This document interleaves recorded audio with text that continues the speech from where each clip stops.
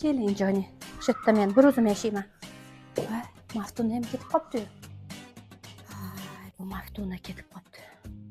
Hali kesin ko'radi mendan. Ha, endi siz urushingizdan qo'rqib ketib qolgandek qochib. Shu Joni, men mana shu yerda yashayman.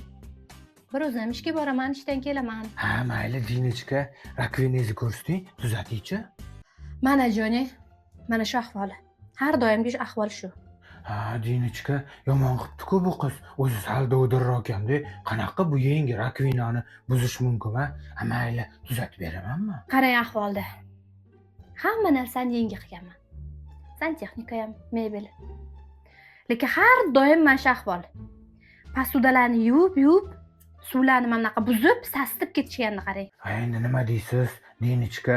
O'zi topmagandek beli og'rib, mehnat qilib, o'shaning uchun buzavergansiz, tuzatavergansiz, u buzavergan, siz yana tuzatavergansiz.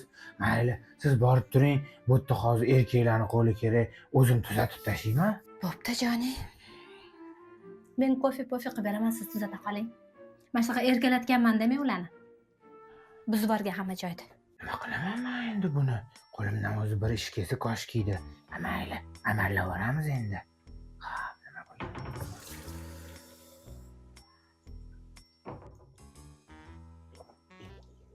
Shuni olmaganiga suv to'lib qolgan. Shuni ham bilmaydi.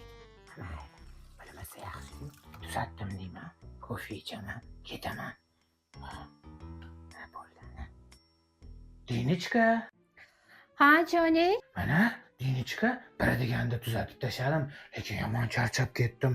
Shu kofe qilib bersangiz yaxshi bo'lardi. Voy, qo'llaringizdan sehrlisiz. Kofe bo'lsa kofeda hozir qilib beraman.